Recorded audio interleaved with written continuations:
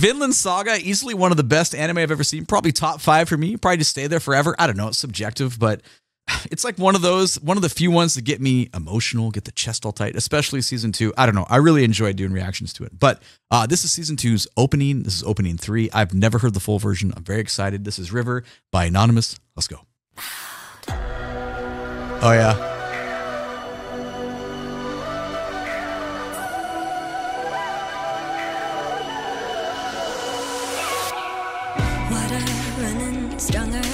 Oh yeah, the 2-note groupings.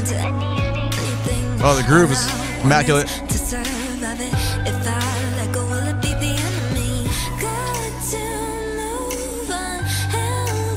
Oh, the phrasing is beautiful. Nice harmonies. All right, this introduction. You know what? That's funny because normally I complain about like vocal saturation with effects, but it sounds really good here with what we're getting. So nice job on that. The introduction is gorgeous. What is the... I'm sorry, I just don't know the instrument. Like, you know, that has the... Hold on, this part.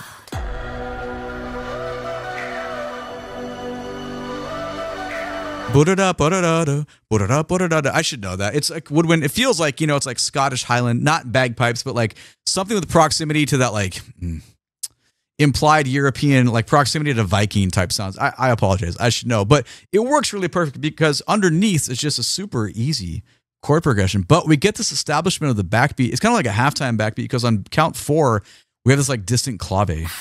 2, 3. Woodblock-esque.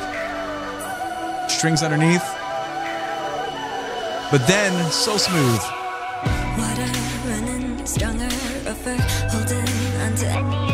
Come on, man. That 2-note grouping phrasing. Ba-da, dee-dee, da-da, ba-da, da-da, da-da, da-da, dee-dee. That's so cool. It's so easy, yet so accessible. We're going to be talking... I'll probably be saying accessible a lot, but it's really smart because it makes the groove just like... The palette is for everybody. It sounds really good. The chord progression fits perfectly underneath. And the way the bass... Like, if you listen to the bass line, it is so wide open. Like, these notes are moving very slow, and everything just is allowed to sit.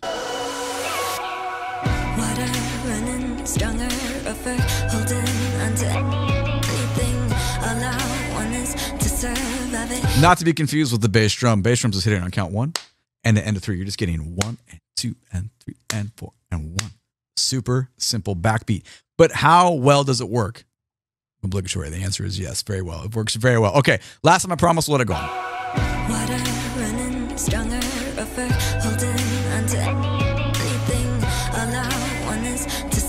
Now, we get some contrast with this.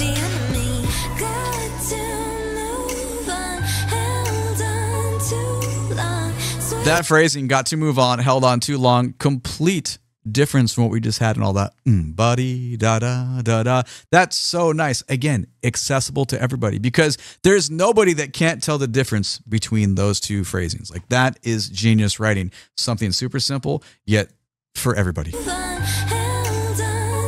Also, the harmonies underneath are real nice. Cool crescendo there.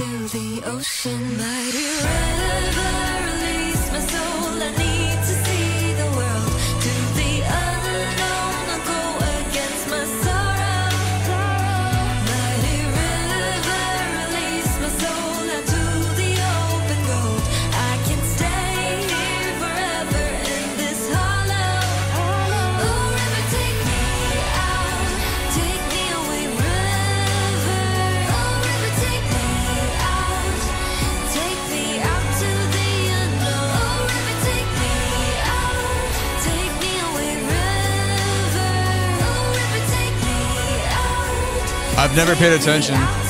Hold on. Oh, that was a huge chunk we just listened to. Let's go back to 34. It's about where it starts into the chorus here. I never really paid attention to those big concert bass drum hits on counts 1 and 2. Goom, ga. That really sets up the way the voice responds to that. That's cool.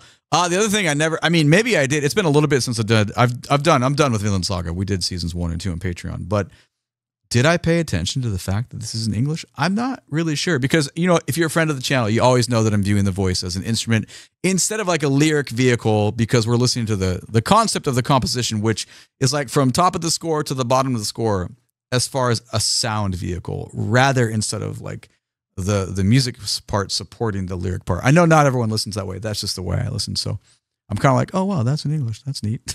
Anyway, let's talk about part of this chorus.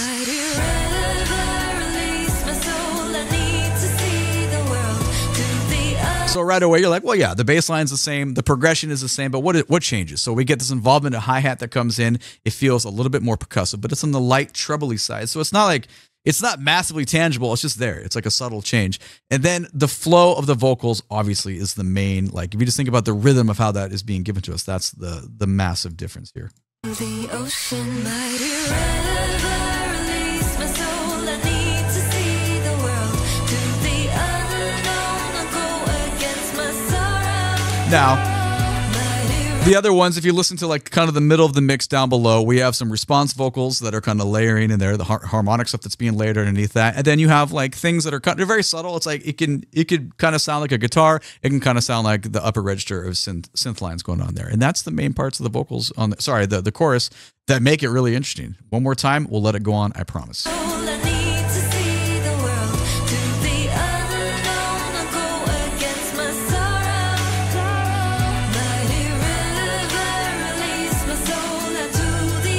Yeah, that hi-hat's super important.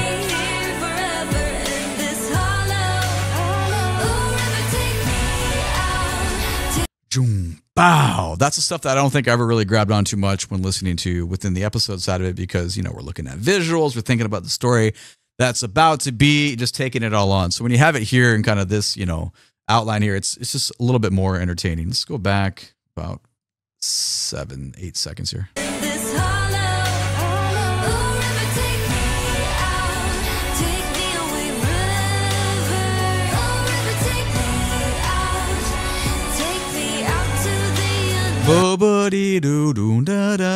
You can really hear the strings playing arpeggios there, kind of just outlining the same chord progression that we have. That became a little bit more apparent here on like the second and third listen.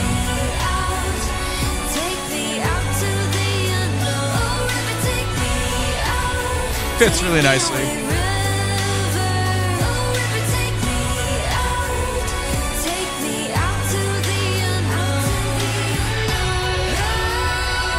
So the obvious pattern there, boom, bum, ba ba do bum, bum, ba dum, boom, boom. So that's kind of the contour and the shaping of what the hook is going to be within the chorus there. So again, everything not super difficult in the design, but it fits that like large audience palette, right? Everyone can listen and be like, oh yeah, that sounds really well. It sounds really good. And it functions well because we're kind of using the same, like the harmonic structure is the same from what we had before. So it makes it very accessible. Obviously, if you're a friend of the channel, one of the things I geek out about is like, okay, what's going to be different on the full version versus the anime length? So I am excited to when we get to some differences. But for now, let's keep going.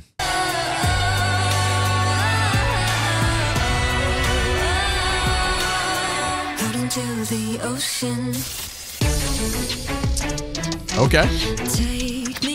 Very different.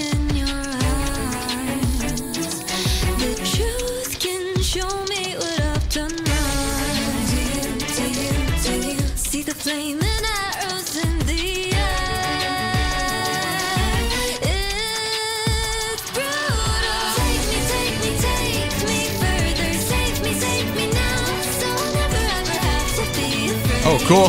Yeah.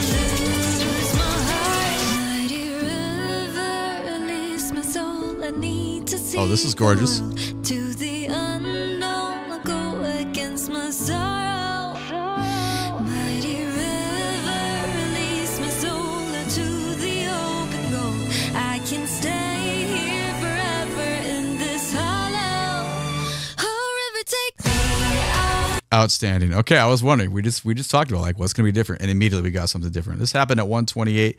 Let's go back and talk about it. Okay, the first two differences, obviously, we get this bridge section where vocals are used completely different. Suddenly, we have all this like digital percussion. It has kind of almost a like borderline throwback feel on it. And then you get the strings come in, and they kind of have this 3-note grouping thing going on, and then it kind of echoes back and forth with the voice. And then before you know it, the bridge section is over. But it's very cool. Let's let's do it again and stop and start. And we'll go like a couple seconds before the transition. Here we go. Out into the ocean.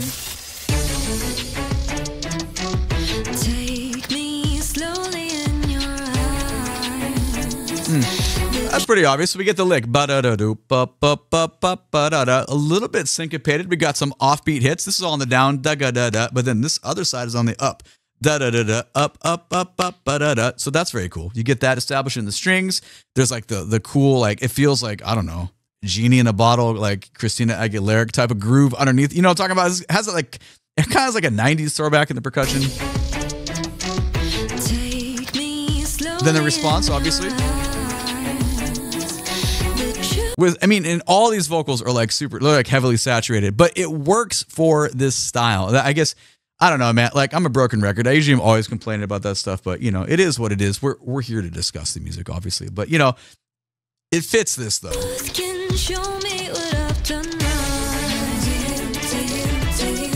So similar structure, we abandon the syncopated groove though. Well, now this 3-note thing, it's cool, but it's basically the same, just with like notes filled in, if that makes sense.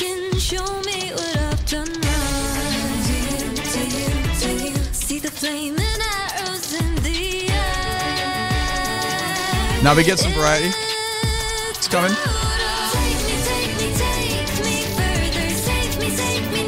Oh yeah. Quite a bit of variety, actually. That part was really cool because everything gets kind of filled into the bass line down below, and it feels very, very pop bridge-ish right here. So that's cool. That's cool. Hold on, let me just.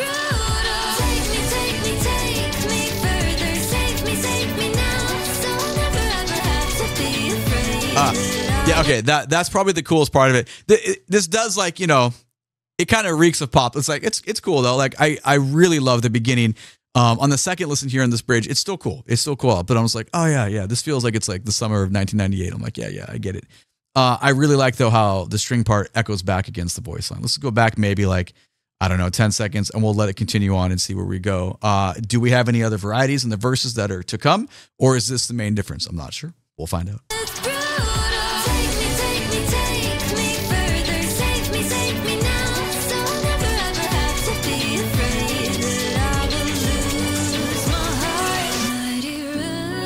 Oh, that's right.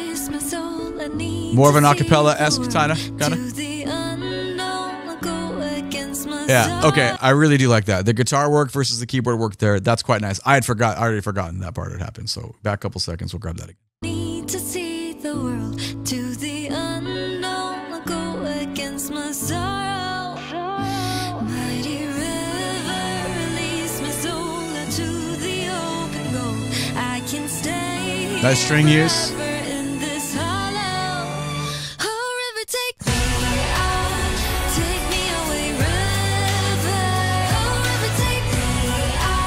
Feels very familiar.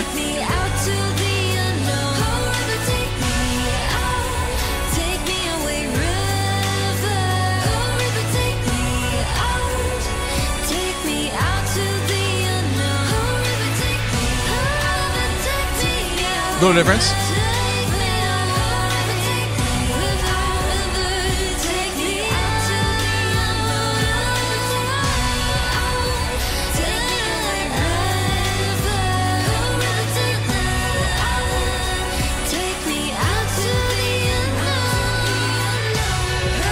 All right, this part feels very similar. Yeah, we just have more of like kind of like vocal riffing over the top, and just kind of a little bit of augmentation on how those fills, those runs are being filled vocally, but pretty much the same. Out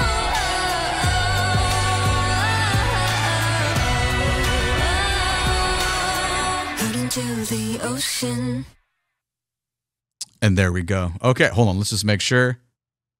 This is probably this person's. Yeah, that's how they have their video run off there. That's cool. Okay, so yeah, it's been a while since I thought about that one, because when I think of Vinland Saga, I mean, I remember this piece very closely, but I think of probably the previous music as well, on a little higher. So I don't know. That's just obviously context bias. Like, it doesn't really matter.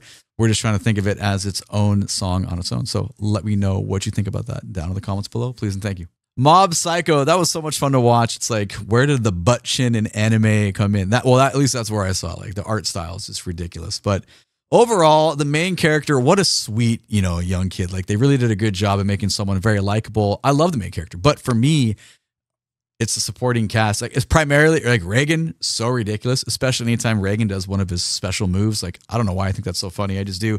but also dimple, like just ridiculous. So anyway, I've never heard the full version of this, so let's check it out. All right, here we go. This is season 3's opening, the full version. This is One by the Mob Choir. Here we go. Oh yeah.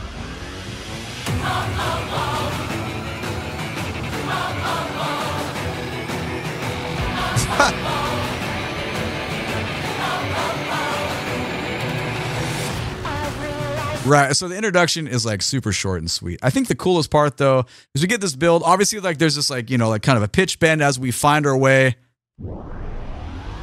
Obviously. But the best part at the end of that, you get on the strong beat, on the downbeat, boom, we get this bass drum hit.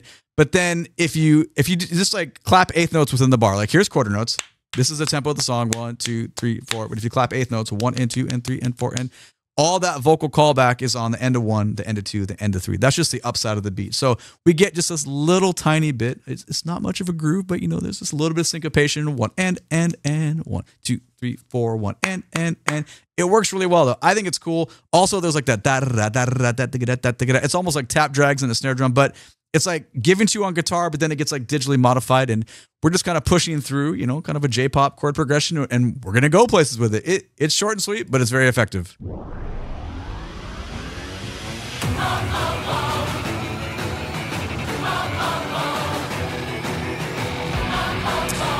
We start layering more. All right, let's keep going. Here's the verse.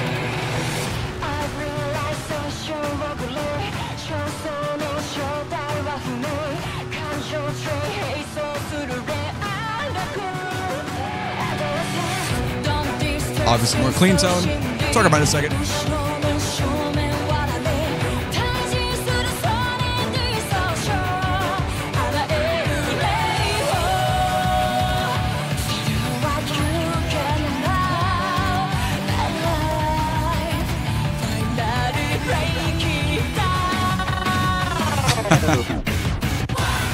And there we go. So we have some like, you know, manipulation very similar to the guitar, like the tap drag snare drum thing I talked about on guitar. It happens on voice as well. But, you know, when we drop into this verse, obviously we're super fuzzy tone on the vocal part too. And as it builds and kind of like we layer in guitars, and it, you know, like I said earlier, it feels very J-rock, J-pop, but it kind of turns more J-rock as things layer in. And it's very fun. It's an easy 4-bar chord progression. And we just kind of like, you know, we're not pushing the envelope with it or anything, but there's just enough in there that it's very accessible and it's a very good listen, you know. And if you listen down to the percussive side of things, that's the main side of the groove. Everything, like those are our solid foundations. Those are the rudiments for what makes this. And we just kind of build on top of that. Hear the piano player in there. Add guitar. Similar outlines, which we talk about this pattern all the time. 1, 2, 3, 1, 2, 3, 1, 2, 1, 2, 3. Those are just eighth notes. We're just grouping them in 3, 3, 2. Still adds up to 8. We're still in 4, 4, obviously. But now the string section comes in. It just kind of outlines the same thing the guitar players were doing. Let's go back like a couple seconds. But remember, it works really well. That's why all of this happens.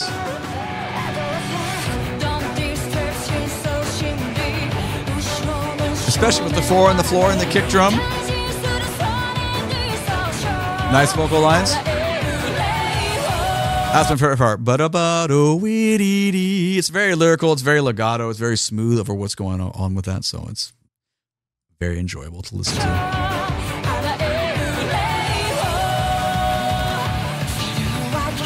Piano joins in on the 3-3-2. Low end push.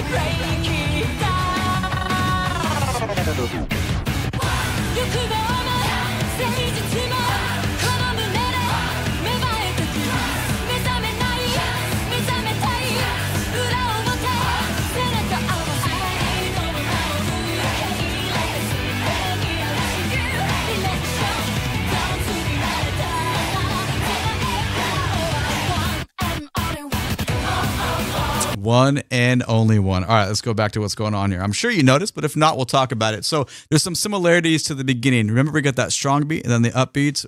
Ba, ba, ba. We have a similar idea going on. It's not quite the same, but we'll point out the similarities here.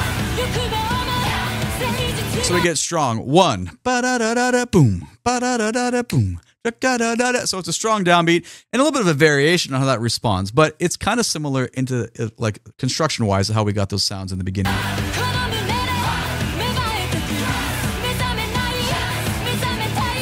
But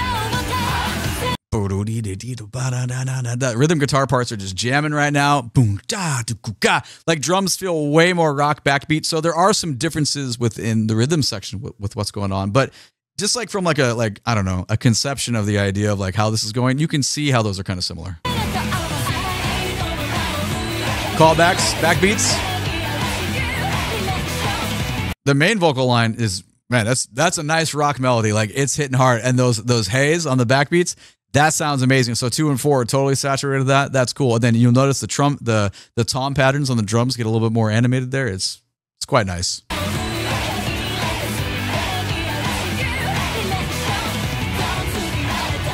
Yeah, drummer.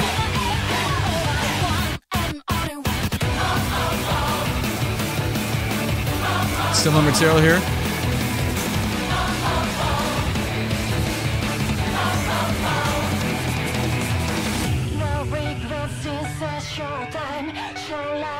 Ooh. That's borderline metric. That was cool.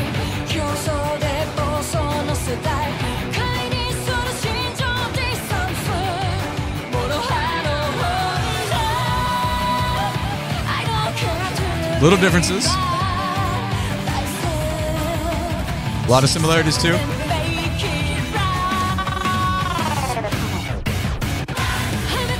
Okay, hold on. Let's go back. That was like 124. Man, that groove felt borderline metric, meaning it felt like we were almost just stepping outside a little bit of 4/4 and playing with time. We didn't, but it was like just flirting with that. Here we go. Yeah, that's like, it's just outside of being in it. That makes it so cool though. It's like boom, taka, taka, like you're not quite lined up with time. So it's just like this tongue in cheek a little bit there. It's I don't know. If you nerd out about that stuff, I definitely nerd out about that stuff. But you know, like it could be important to you or it could be like, it's whatever. But it adds a completely different, like that's very tangible. Like it pushes you in a different way. Like if you're like dancing around listening to that, you're like, whoa, that's a little bit different. That's cool though. That really, it gets your attention.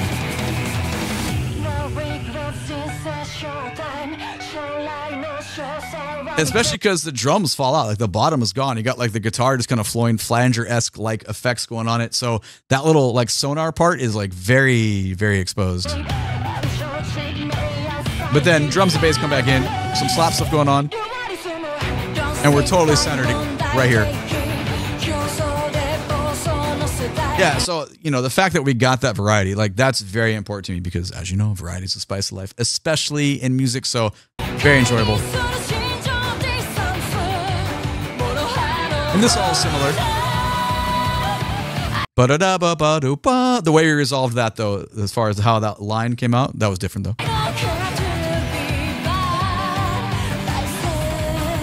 Still 3-3-2.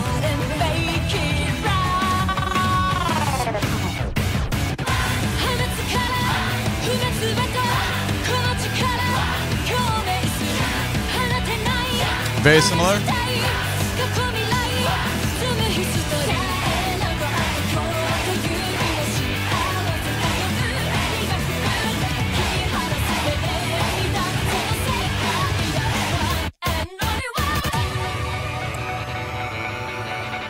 Sick. Little meter to cello rondo in there. Hell yeah.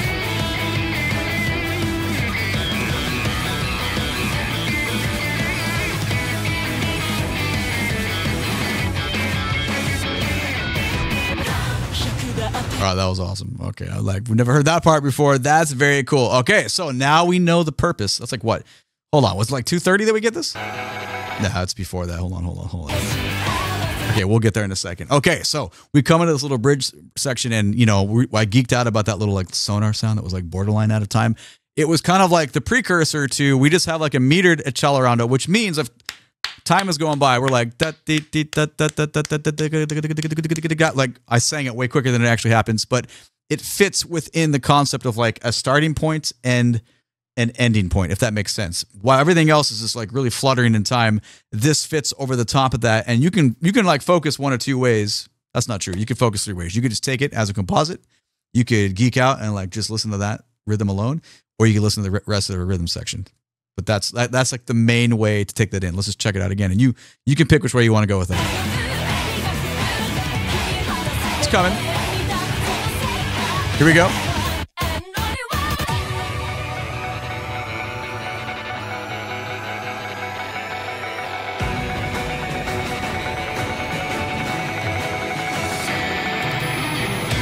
So on the second listen, it felt a lot more in time because I didn't really catch the like the guitar lick was just going back and forth between your ears. So that's like that's like a very slow metronome going there with that like sonar beep on top, just kind of like floating in between with that. Still very cool. Like no complaints whatsoever.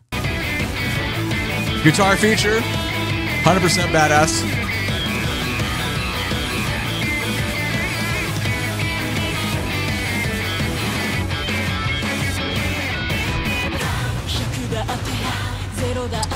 That's cool. Ooh.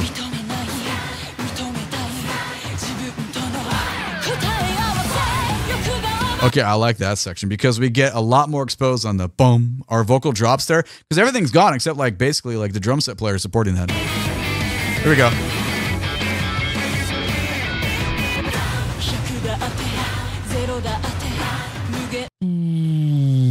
You do have a bass drop there, which is, it's kind of, you know, obviously obligatory. You got to put that in there. But then it just kind of thins out and you get that, you know, exposure of like just the vocals on top and basically, you know, kick drum and snare drum. Maybe some tom work too. And obviously, the call and response. So that like is like the main motif that keeps happening. It's a little bit of theme and variations, right? We get that in the beginning. We had that in the middle section. Now we're getting towards, we're over the halfway point here, but that construction has been present the whole time. So very cool.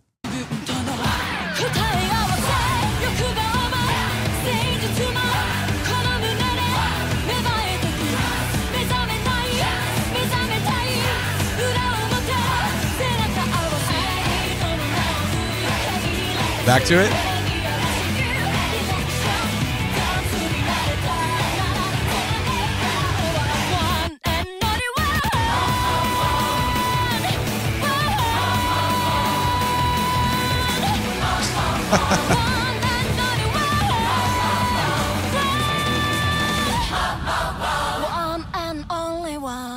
And there's the ending that we're used to hearing. That was cool. Okay, so I was very happy with the full version.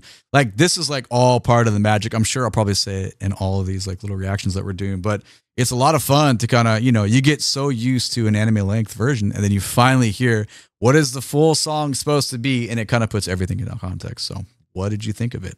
I liked it quite a bit. The Eminence in Shadow. We just added it to Patreon, actually. I think I'm only 13 episodes in as of recording this, but normally I wait till I finish the anime to hear the full version of the music, but I don't know. It's musically pretty interesting, so I guess curiosity got the best of me. And also, this one's like weird because, not weird, it's different. I've never watched an anime before where it makes fun of itself in the style, the genre, for not taking itself serious, but that is serious. So that's the joke. So it's like different. So I don't know. It's been fun, but I'm very excited to hear this. Let's go. This is Highest by Octu.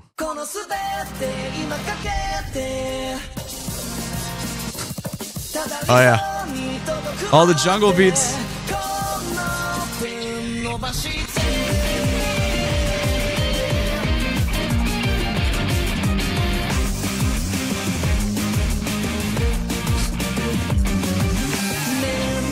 Yeah, that's nice. The introduction already gives us what is going to be the constant, which is a lot of change, right? Because I feel like we're genre hopping already, because at the beginning you have like these chords that swell. They're almost like backwards in the way they like envelope with the sound. The melody is super saturated. The effects are saturated in the vocal line. It's a cool melody as far as like the contour goes.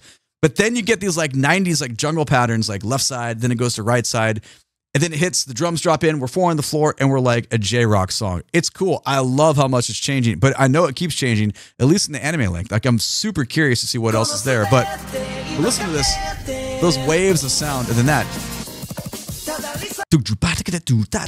Like, all that, it's very, very, very different. Kind of feel like normally we don't get these components going together. Sometimes we do, but I like to celebrate that like kind of change of direction, I guess.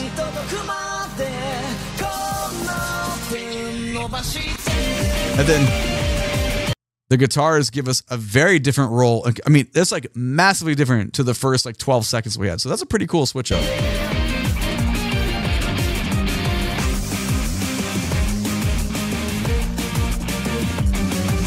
Yeah, like then suddenly we're at a cadence. We're gonna turn this around and we're there. Like you can't. That is a pitch, slow pitch over over the plate there. We're gonna knock it out. Wide open. Jungle properties continue. But then, oh yeah, that bass tone.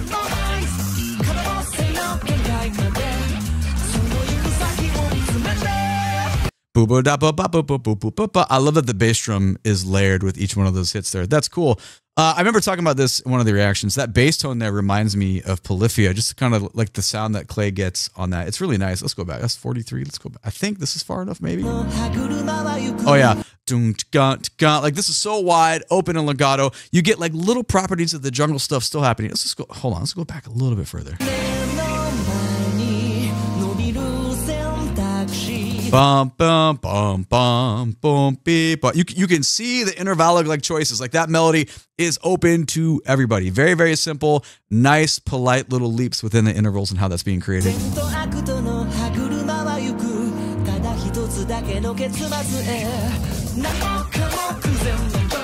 This is the best part though. Dig-a-dat, dig-a-dee, dig-a-dat, dig-a-dat. So all these 3-note groupings that we're going to get through pretty thick within the ensemble that's being given to us. And it just enough like weird effects in the voice there. It just makes it really interesting to listen to.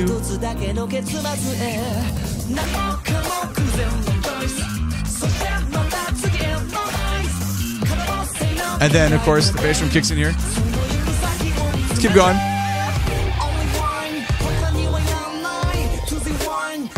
It's so different.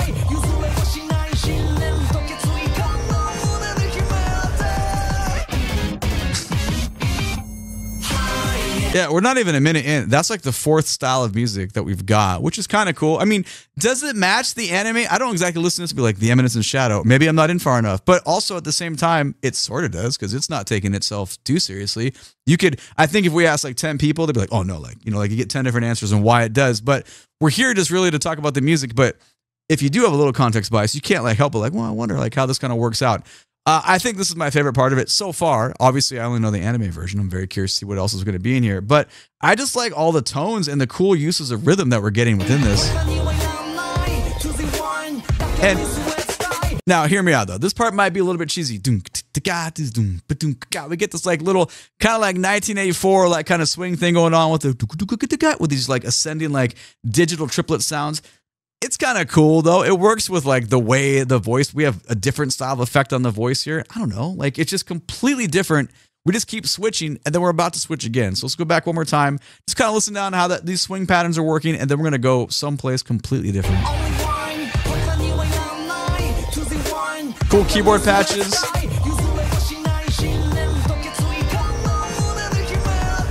Sorry, I forgot to talk about that part. We really we're going to capture right there because that wants to resolve and push and move us forward. But they do it in a really fun way with how like just borderline awkward this groove is behind it, but yet still finds a way to be cool. One more time, we're going on, I promise.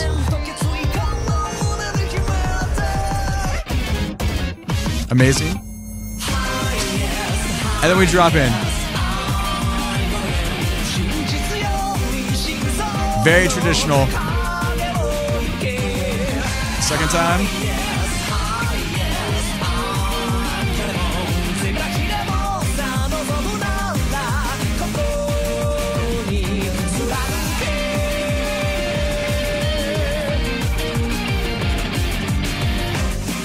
Same cadential construction.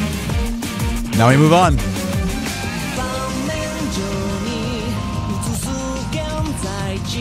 Differences, sort of. Jungle pattern still there.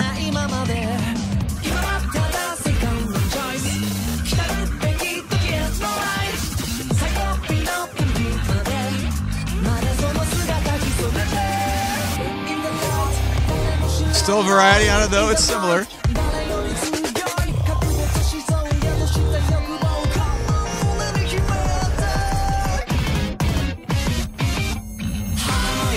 So borderline identical, but not. We have enough variety within that. It's not like a theme and variation. It's the same construction.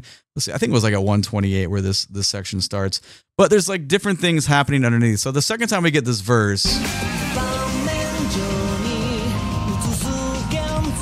yeah, you kind of, it's kind of like acid jazz-ish. That's not the right phrase. It's just, it's a little bit like that jungle stuff we had in the beginning, but just a little bit less abrasive, but it's underneath. We didn't have that variety the first time. That's like probably the most tangible difference within the verse. I can't quite remember if the way the harmonic, like the keyboard, if it was comping in the same way. It just has a different, if it is, I'm not going to go back and like compare it because this will turn into a forever, but it doesn't really matter because even if it was similar in the keyboard part, since that drum pattern is so different, it really has, it's just a different taste all around. Very similar. Digga-da, all that stuff. But it's just the effects that are on the voice here. I guess it's like, it's just a little bit more, I don't know, like it has, hold on, I gotta close this. A little bit more of just a little more tang in it, if that makes sense. That's the same.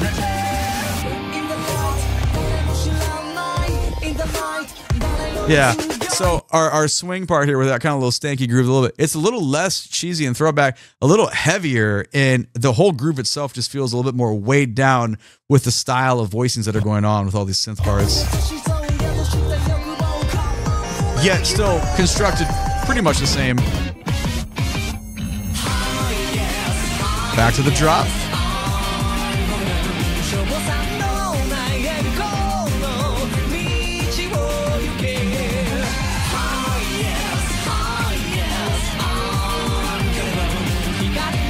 All right, where are we going?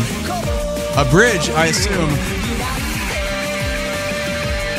Guitar feature.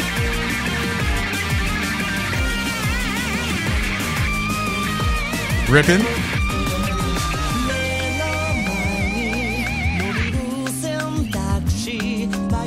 Ooh, bass. Hello. Completely different.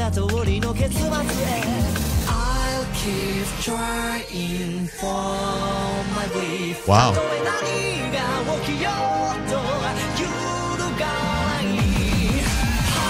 All right.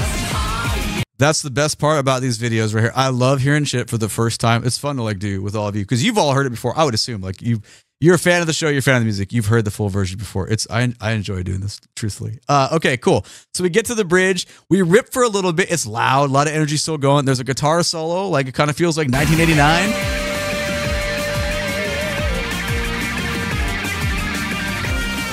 Super trebly bass on the way, like the way the sounds. Fun though. But then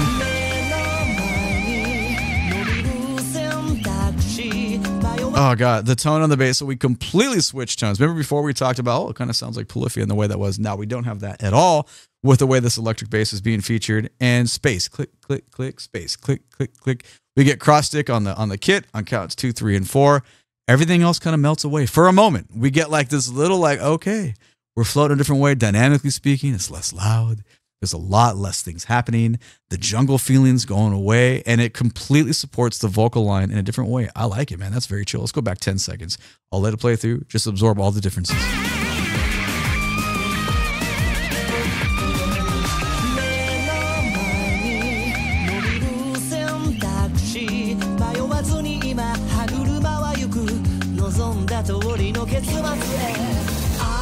Keep trying for my belief.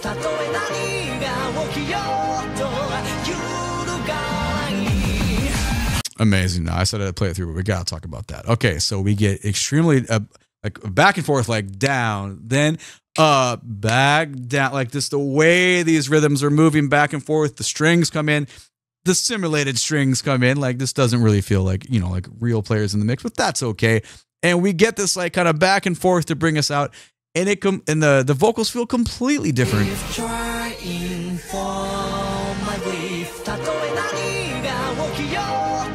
But the one thing that's there that we have had is that like backwards enveloping like crescendo of chord sound. That was there in the beginning. It's here now with a lot of different augmentation supporting it. So we've said there's a lot of genre hopping, yet now it's beginning to feel a little bit more like theme and variation within the context of the song. So now that we're getting more of the context, very, very cool. All right.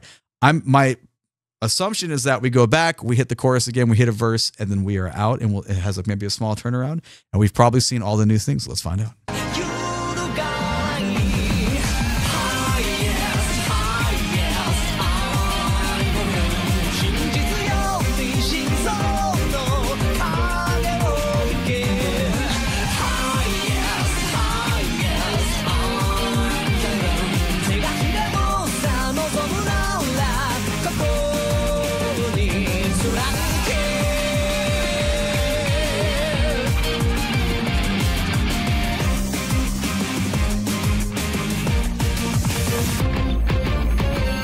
Yeah, there's that outro, beady ba-da ba-da, and there it is. It's the shadow within the shadow that lurks and works within the shadow, or whatever all the lines are. Okay, I dig it. I'm probably always gonna dig this one.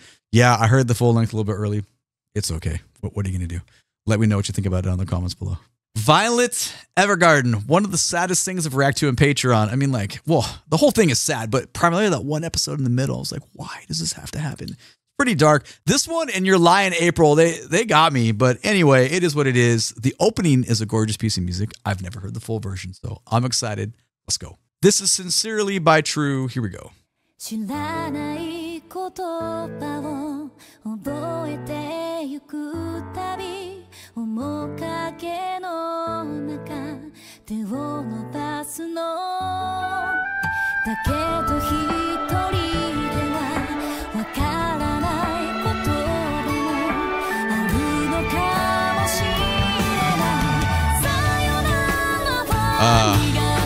Oh yeah. There it is.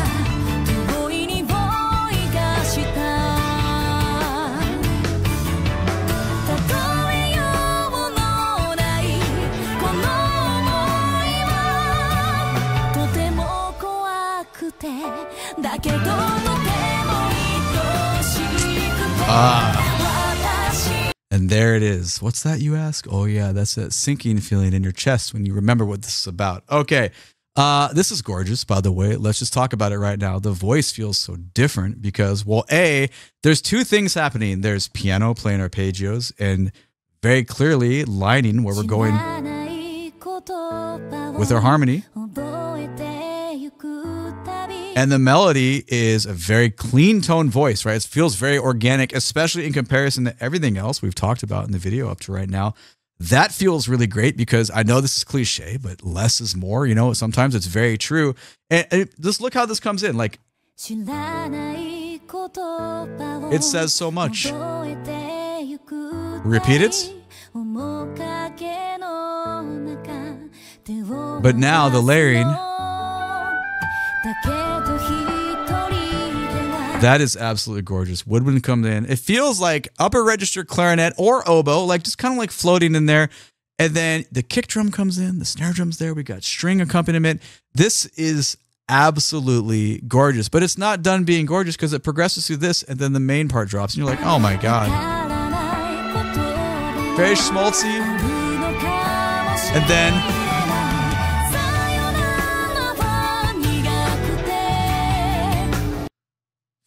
that's so, I mean, come on. That's good writing. All that, we're 30 seconds in, it built to that drop, and it's so freaking emotional. Like, you don't need to know anything about the show. If I heard this just like, oh my God, this ballad is amazing, I'd be like, wow, really, really great musical choices going on here. Because think about it. These strings that come in right here on the drop, listen to how crafted they are in comparison to how the piano was crafting in the beginning.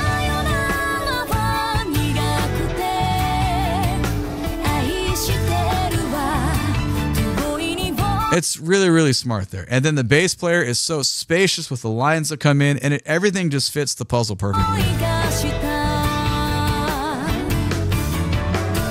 Nice. Just nice little ensemble hits, and everyone plays not aggressively. You know, we're chilled. We got some acoustic guitar going on. Like, it's a really, really great vibe.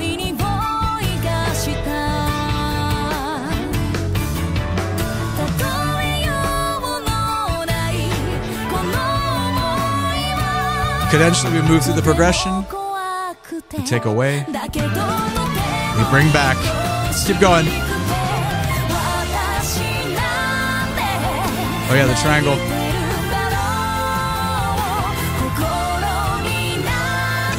Or Glockenspiel.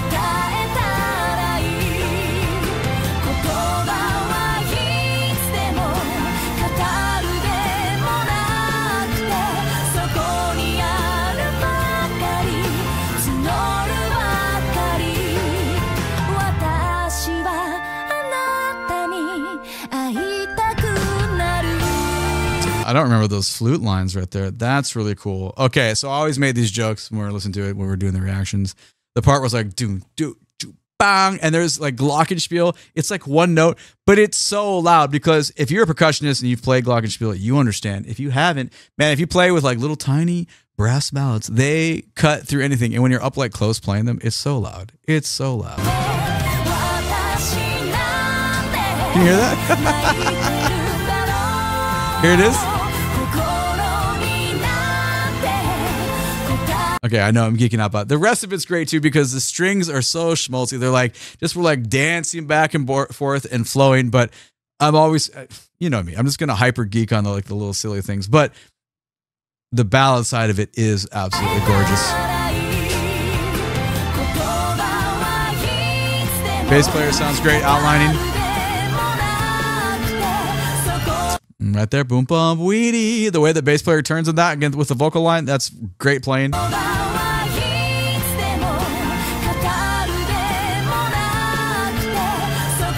So important.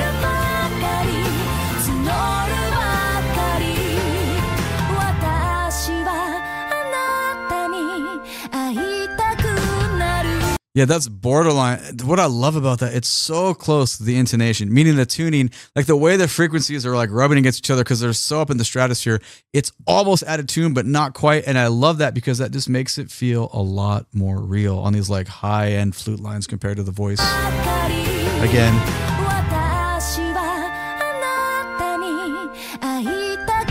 Yeah, barely there.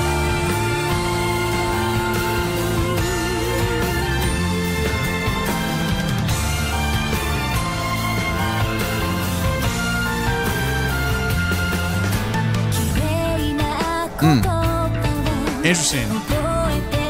Pocket groove.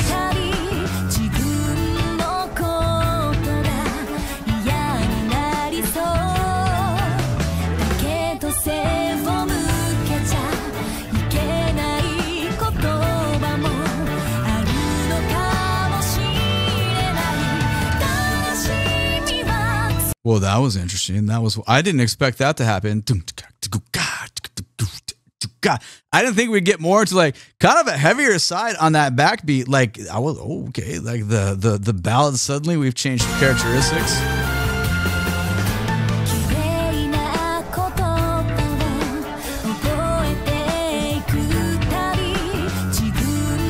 It works though because the way the bass player is cutting through just a little more aggressive, it matches the kind of increased intensity that we're getting from the drum kit player. That's cool. I dig it.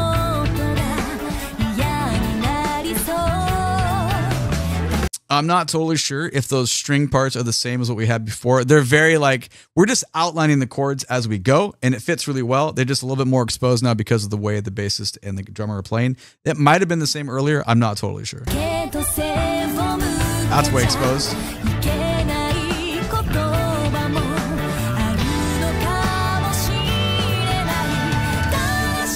Oh, woodwinds coming out. That was cool.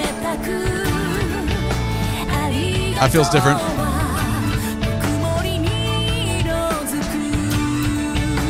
Huh. That's a very different feel.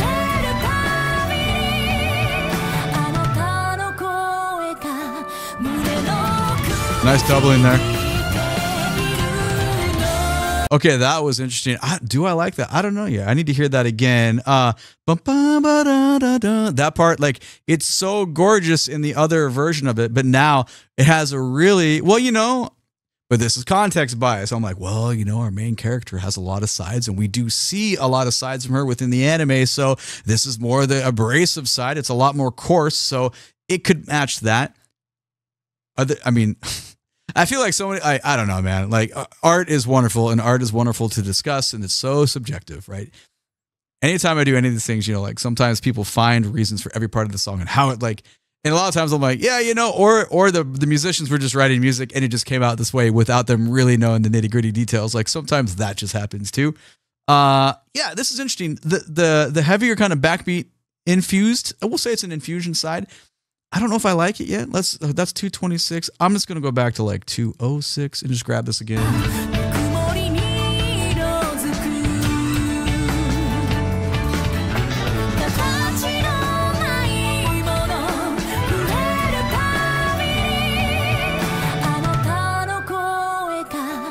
I love that. The double there between woodwinds and voice.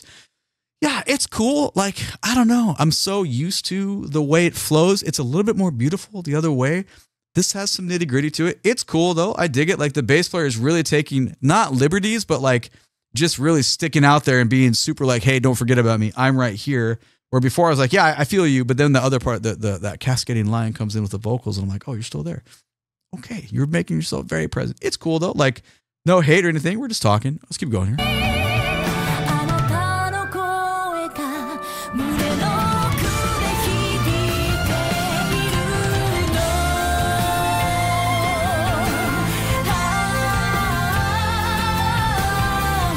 Obvious augmentation there vocally.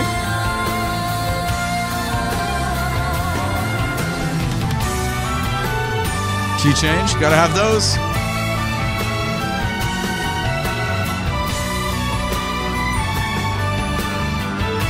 Glockenspiel gets more feature. Cool.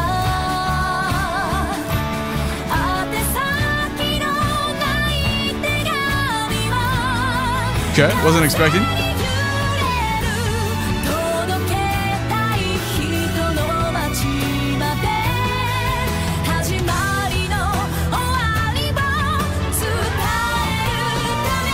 Come back to it.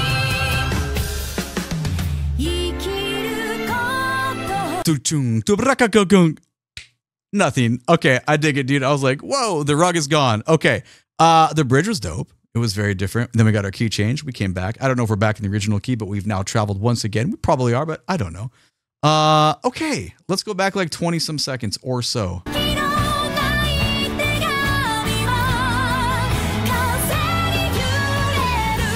Yeah, either we're singing, we're doubling the line, like it's not harmonized there, but it's thicker, which you can usually do when you sing the same line, or we slap a little bit of effects on it.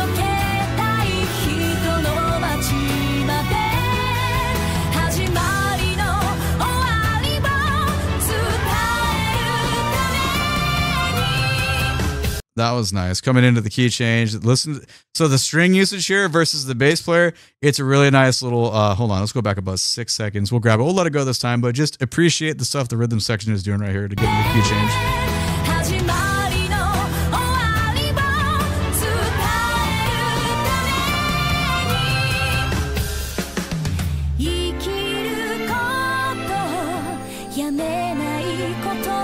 Obvious instructions.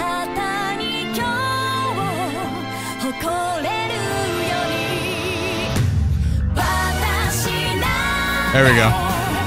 Obligatory. The number 3.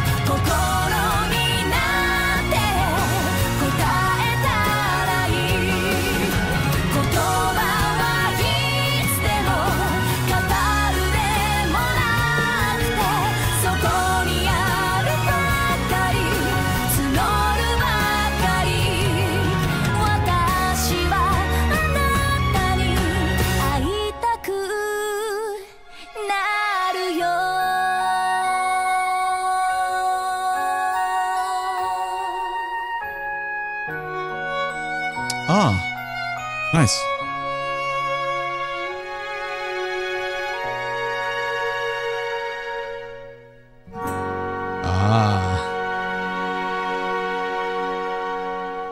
We end on a very in-tune major chord. Okay. I don't think we need to go back and play the ending part again. That's very interesting. Okay. I like it. I do. I like it. Obviously, one of the problems sometimes when you get so used to hearing one way and then hear a new way, and it kind of like, I think it's the over dramatic of how many key changes did we need to have versus how many we got. We got a lot. We got a lot. And like sometimes that Disney-fies the music for me a little bit. Don't get me wrong. I still love it. It's a gorgeous piece of music. And the ending was adorable. Like that was really nice. It kind of brought it back for me here. And that felt really nice. But yeah, it was a significant amount. And how do I explain this better? There's nothing wrong with that. It's just sometimes when we write that way, you know, it's a treat for the listener. You're just like kind of enriching the palette with, it's not that hard of a thing to do to write in the key change, and we just move and we give similar patterns, but we went somewhere else. So it feels like an energy shift and kind of a boost. But too many of them sometimes can be, you know, just, I don't know. It just depends. So, and you know, you ask 100 people, you're probably going to get 100 different answers and what they think about that. It's not really that big a deal at all, but obviously we're here to kind of like hyper focus on the music, obviously, and talk about it. So that's what I think about it. Let me know what you think about it down in the comments below. Girls band cry. Okay, there's probably a lot to talk about. I'll just talk about it. Whatever. Okay. Visually, an 11 out of 10. I had never seen animation like this before. That was so cool. Story-wise, I had to remind myself. I went in thinking it's going to be solely about music. It's not. It's about a band, but it's more about, like any good media, it's storytelling about the characters. I just like hyper-focus because when it's music, obviously I'm a musician, so I'm like, oh, it's going to be that way. No stories are like that. Anything you learn about anything, it's always about the characters that feature the topic at hand. That's what this is. It's geared towards a younger audience because there's like a lot of adolescent issues that are just like, yeah, we've all been there. We know what it's like when we're getting into a band situation like that. It's cool, but the best part here, okay, I'll praise it here. The best part is they talked about some real like issues in the music industry, and they talked about what it's like to be a young person with passion. You know, you're writing music, you want to resonate with your fans, but you also want to be able to gig. You want to be able to build a true fan base, but also sell your products so you can pay your rent and buy food, but yet still be a real musician and like not sell out. Like these are topics that were like introduced and really developed throughout the anime. I like that part quite a bit. And I kind of geeked out that and had quite a bit to say the whole time. Like I was like, oh, that resonates. That's really cool. So I'm glad that's there. But musically speaking, the opening was cool. I felt like it had moments of fitting like with what I was watching, and then it had moments of I was like, nah, this just feels like a cool song and it doesn't really fit what I'm watching. So I was kind of like back and forth on it, but I definitely like the song, so I'm obviously very excited to see the difference in the full length. All right, let's go. This is Wrong World by Togenashi Togeri. Here we go.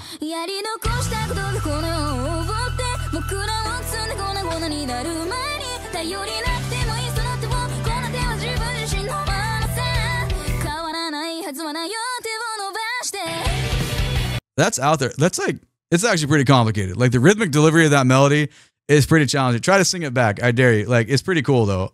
Okay, what's going on here? We get this bass gliss, comes in. We get some right hand trilling on the piano.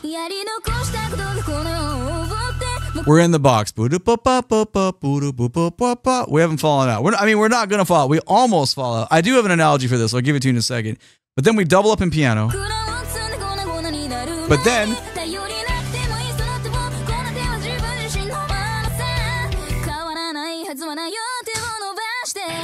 okay, here's my analogy. It's a bike analogy. I know no one rides bikes anymore. But like back in the day, you know, you get on there, you go and you hit your first jump. It's cool. We're still there. We landed it. We landed it in front of our friends. Then you're like, okay, I'm going to pedal fast, go down the hill. That's always the mistake. That second part of the rhythmic delivery vocally is like when the handlebars start going, you're like, oh, fuck, I don't have this, you know. But then suddenly you land it and you do have it. That's what I feel like is going on here. I remember the first time I heard this, I was like, what? What is happening? And then it continues on. I'm going to go back one more time so we get the context. But the next section is pretty wild, though. Like, I enjoy this quite a bit. We build. Little harmonies are coming. For like one beat. All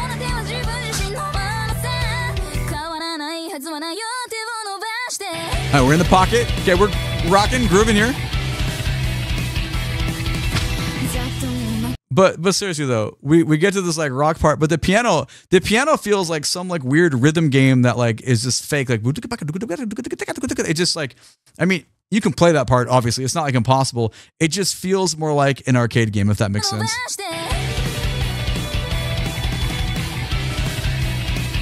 It's so extensive. But this floating.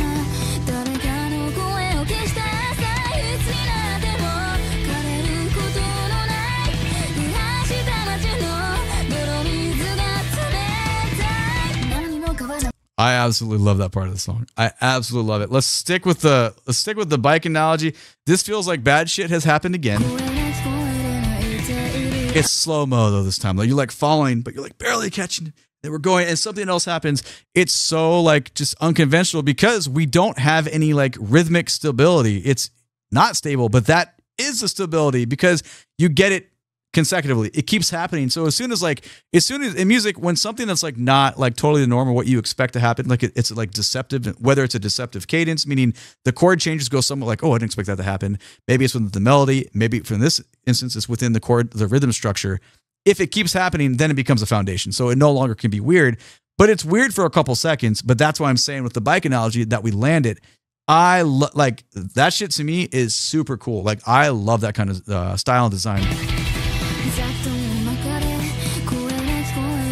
It's kind of groovy when you think about it. Because really, it's just like up and down.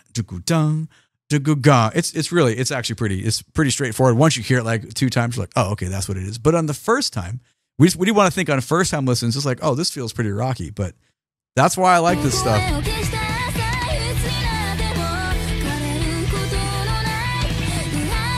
Especially that part's a lot more stable.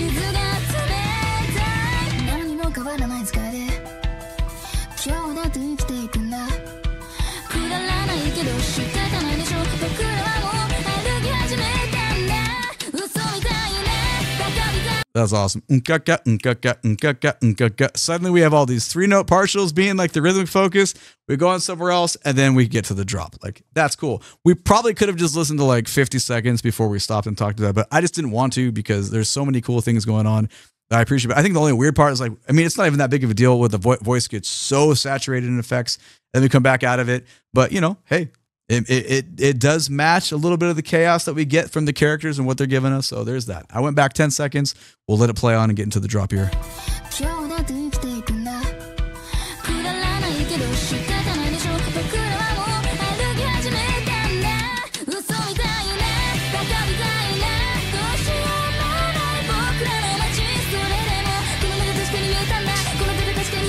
The phrasing. Okay.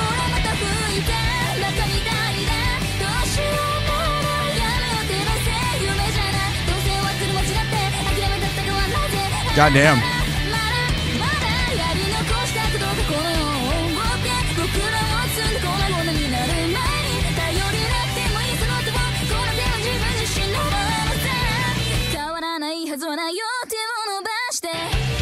It's wild how that rhythm that we had in the beginning when I was like, you know, the first bike analogy, it comes back. But when the rhythm section is playing the way they're playing, it doesn't feel nearly as unpredictable as it did in the beginning. That's really cool. So we got 2 kind of variations on the side of that.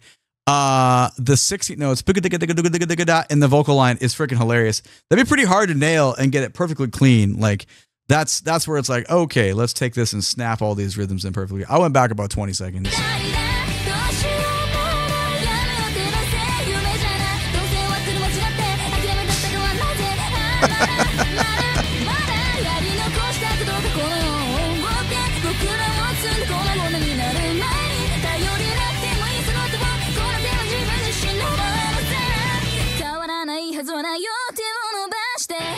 All right, so let's talk about the obvious. It is an onslaught of sound, right? Like nothing about that, like dynamically, you don't really ever get a break. The piano player is still playing all that shit's going on the whole time. Like it's a little extensive, but also our characters, their attitudes and personalities are a little, you know, they're like in your face. Like nobody is ever calm. It is constantly explosions and like everyone like massively yelling at each other. So that part fits super well.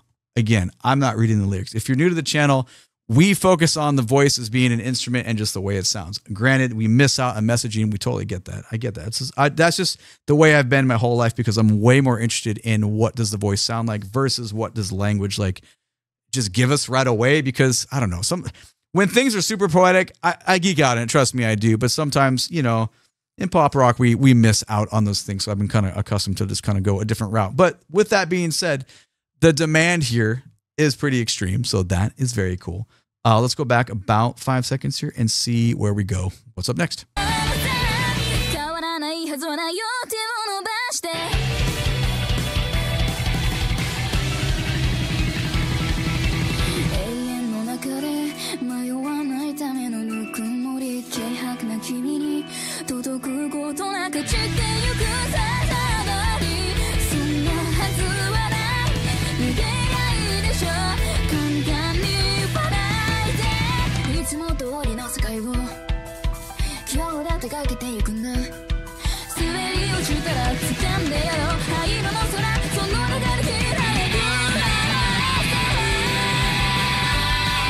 All right, so we had some variety on the end of that phrasing to come in and push. It probably what feels like a guitar solo right now.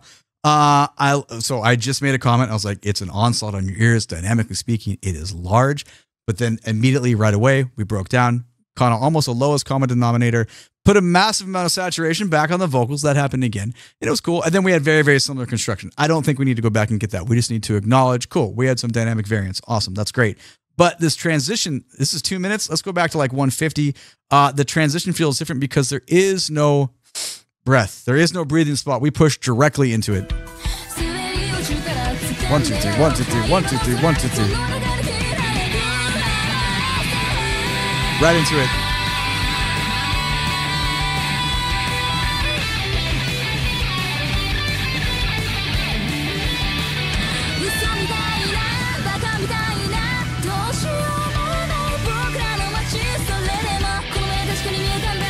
Okay.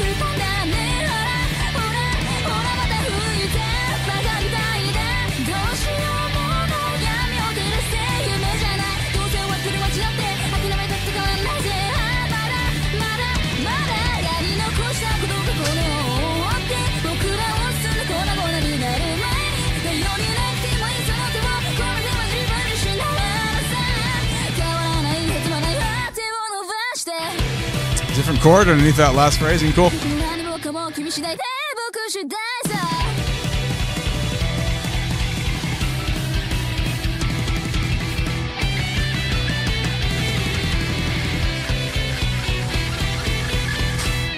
right, there we go. The ending was the same rhythm that we had in the anime version, but all the chunkage up to it was actually quite different.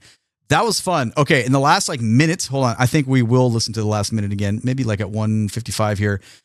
Some was very similar and some was very, very different. What was constant? Yes, you're correct. It is loud as fuck the entire time, dude.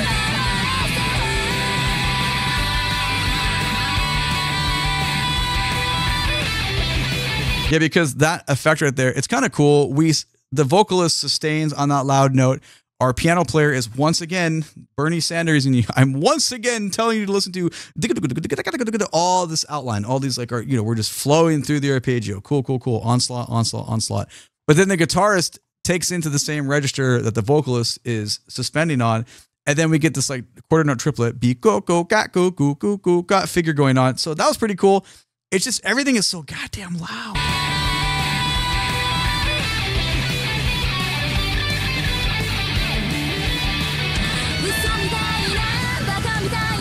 That's cool because we have this big like tom roll, like an open roll happening, and then the piano is like fluttering up top in the like the stratosphere. And I don't know, like how would you? There's no stability in that at all, which is obviously the goal here. That is definitely the goal, but it's like almost unsettling to listen to. Just it's very short.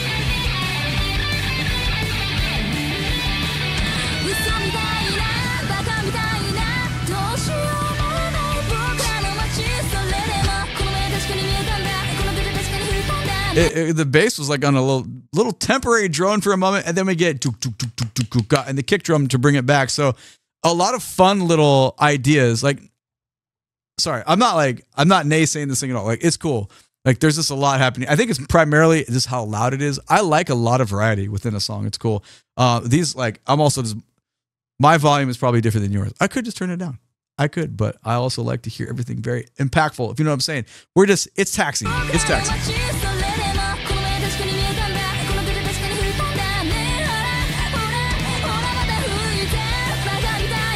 Obviously similar.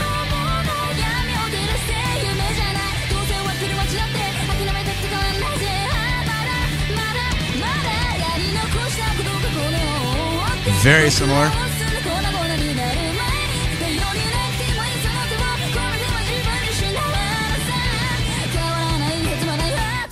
Yeah, now that part, hitting the chord underneath that vocal line, we haven't had that at all in the piece. So that felt really cool to get that variation on the way out of here.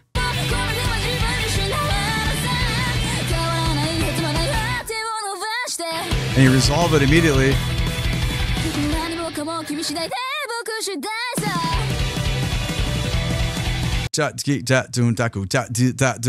All these different rhythmic figures there.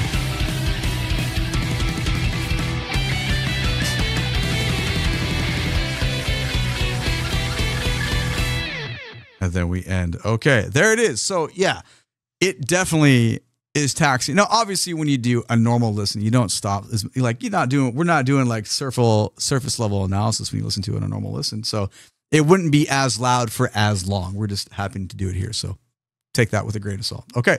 I like it though. I definitely like it, but let me know what you think about it, please and thank you. Fate Zero has definitely been probably one of the more challenging animes for me recently, just because I don't know. I feel like no matter where I was told to start, the storyline is going to be a little bit complicated because there's so much lore and character backstory, and you jump in, and it's kind of like, okay, it's going to be a little bit rocky. I've enjoyed it. Like some of these fight scenes are just freaking amazing. And the premise, the moments that I've gotten, I'm okay, the premise is very cool. But there's been plenty of moments too where I was like, what's happening? You got to tell me in the comments. Help me out here. This is obviously season 1's opening. I'm 2 episodes away from finishing season 2. Looking forward to that. But yeah, all right, let's check it out. This is Oath Sign by Lisa. I don't think I realized this was Lisa. That's cool. All right. Oh, yeah.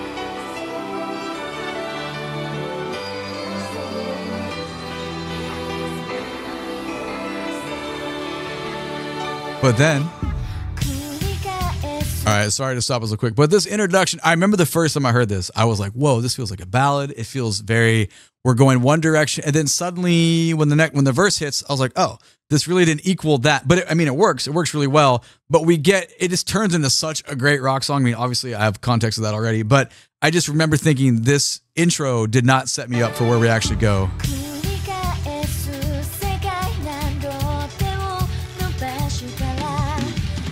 Brum, brum, brum.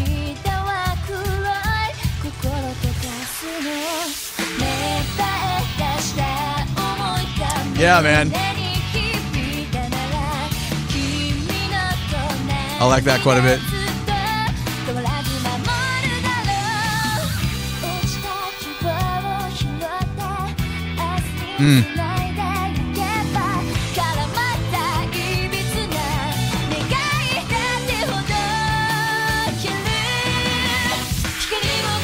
All right, man. The verse is wonderful. Let's go back and listen again and talk about what's going on and just appreciate the growth within it. And I just love the left hand and the right hand guitar lines that we get towards the end of that. Really, really fun. So, ultra staccato, boop, boop, just super short on that bass, and the drum line the drum pattern that's being given to us. Very it's not abrupt. It just sits so low compared to how kind of smooth the vocal line is. Nice tom usage. But then it just turns into such a quintessential. I mean, it's the pinch harmonics in the guitar part. It feels like it's got this Van Halen, Motley Crue type of I don't know, vibe to it a little bit. I mean, not in her vocal line, but just the way the rhythm section is playing. It's this kind of quintessential rock, and I enjoy that quite a bit. But it fits for where the song has built. Again, did not expect that. It felt very different in the beginning, but I dig where it went. The guitar line's super entertaining.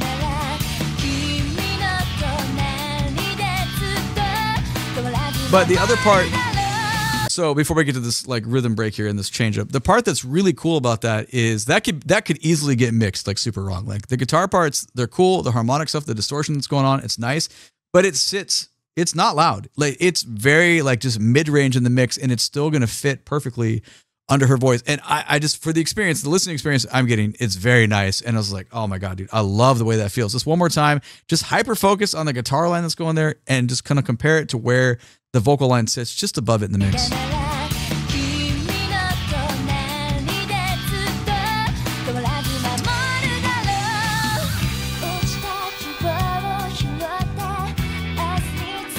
All right, so coming out of the drum groove we got some cross stick going on. The bass player has a completely different groove. Boo, boop, boo, boop, boo, da, boo, bee, boo. We completely approach that differently.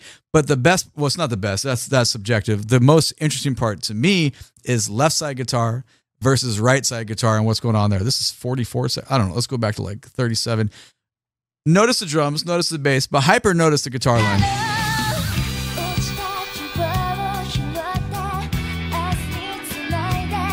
It's so simple. It's pretty legato on the left side, but right side, we got all those little oscillations that are happening there. That makes for a really fun listening experience, and it completely, ultimately supports the change that you get in the rhythm section as far as the drum pattern and the bass player go. Like, that is just really, really good song design.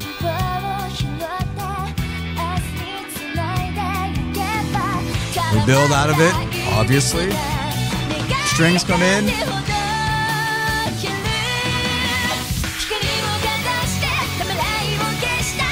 And there's Lisa's sound.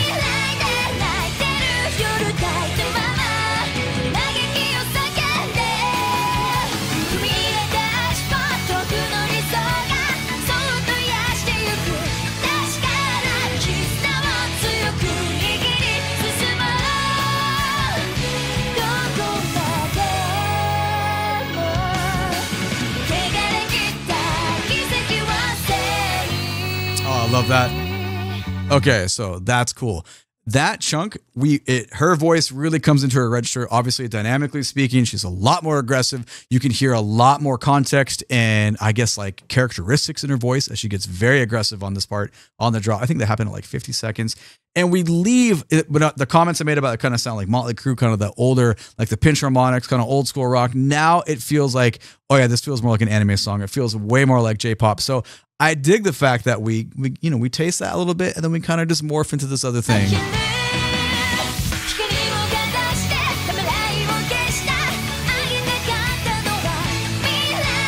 And the other part that obviously is so supportive here, even though she's kind of dominating vocally, it's the string lines that are pretty much echoing the same melody that she's singing that really thicken. It's like, you put the flour in the soup, you're just going to thicken it up.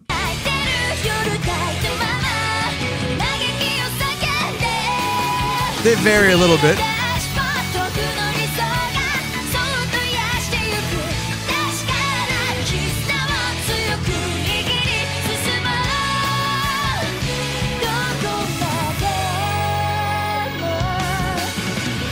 I think it's like, I don't know, who could I compare it to? It's like when she has those turns in her voice where we have the phrasing like boo doo doo doo ba, and like it's kind of like smooth and legato, and then there's that button accent on the end. That's where, like, for me, it's really cool to hear how like articulate that gets. It kind of reminds me of Otto a little bit. Otto has different like styles within her voice, but there's that like just a little bit of similarity of when we have such an aggressive. I don't speak vocal stuff, man, but like when it's just there, it's so in the pocket, if that makes sense. I like this right here.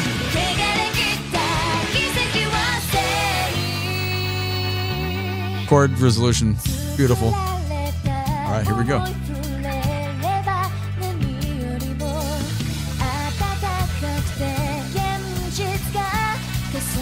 A little variety in the guitar stuff.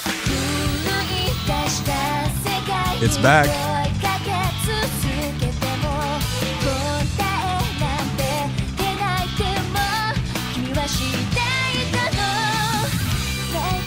Damn, let's go back and listen to that again. That's cool. That snare, the snare drum has sounded good the whole time. I haven't made any comments about it. I was like, all right, try to like not do it, but you can't not talk about it. That is in the pocket, man. That's some good rock music right there.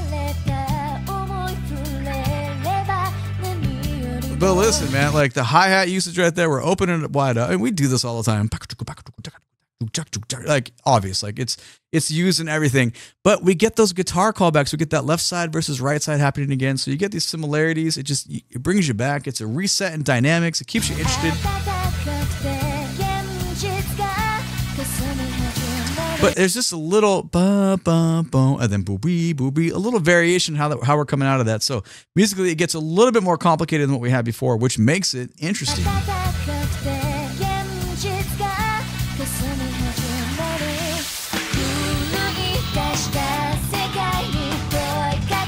Listen to the snare drum right there. As soon as we start rocking it, that sounds so damn good.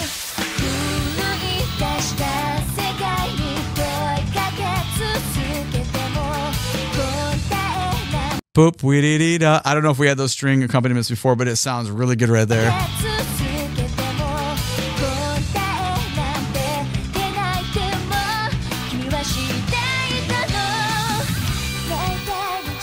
Very similar.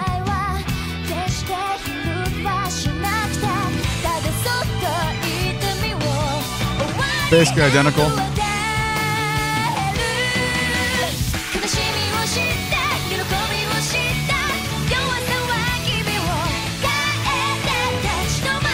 Very similar.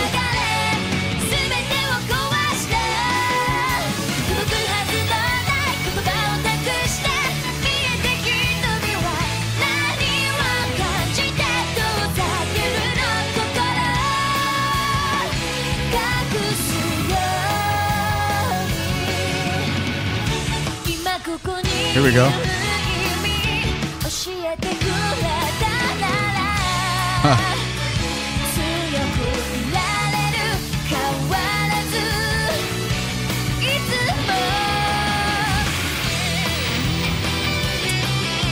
All right. Oh, yeah. That's what I needed.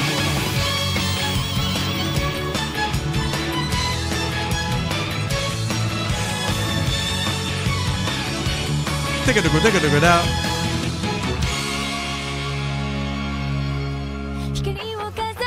Okay, wow. That was cool. Okay, I was waiting because we had a lot. I was like, all right, it's familiar. It's familiar. It's familiar. It's repetitive. We're getting there. But then I got life. It gave me life because, come on, man, that guitar solo goes pretty fucking hard.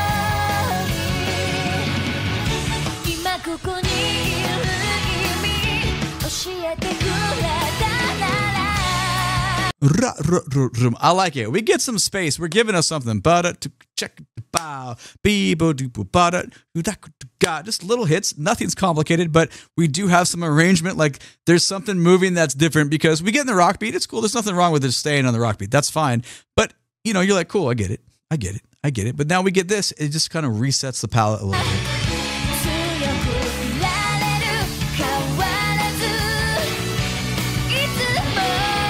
But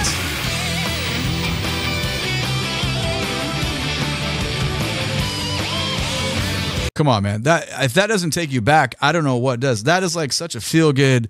Like a lot of people just don't play. What era is Fate Zero? I don't know when that came out, but it's still like not that long ago. Like it still feels like it's pretty recent. But you know, I just watched videos about guitar playing like this. Like, can we make guitar solos like this again? Like, does everything have to be so pristine and like no feel? Like every bar has the most amount of notes you can possibly fit in it. Versus just ripping, man. Just let it fucking rip. Like it just feels good to listen to. I'm not complaining. I'm not complaining. I'm just saying it's nice when it's like this.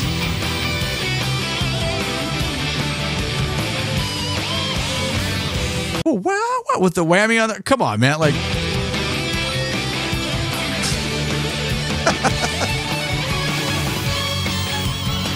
change keys once again. Strings come in, take over.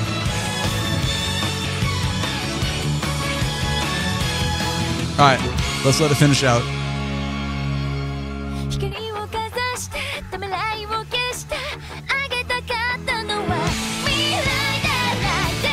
We got some palm muting in the guitar for a little bit.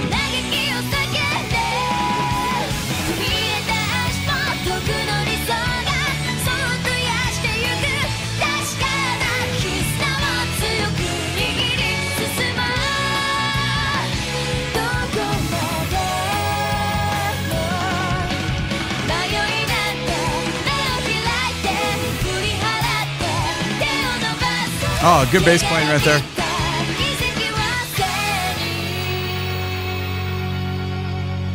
Well, I feel like the way that chord ended was different than what we would get in the anime length of the ending. It still works, obviously. It's just different. I felt like it's a different partial within the major chord that she sang. That's interesting. Well, I like the fact that we got some palm muting in the guitar. Dynamically speaking, it went away for a little bit, but then we're just out and we rocked all the way to the end. So there it is. Cool. This has all been pretty fun, but you know, it's very interesting to discover what is the actual song like, you know, because obviously anime links are just anime links, and it's always like, okay, this is kind of like a surprise. You're opening a present. Like, what are we gonna get? What'd you think about it? My name is DrumRollTony. I appreciate you being here. Thank you so much for watching. Come watch some anime with me. You can find a link for my social media down in the video description below. Please and thank you. Click the like button, subscribe to the channel so you can catch the next video. YouTube thinks you want to watch one of these two videos next. Have a great day. Take it easy. Bye-bye.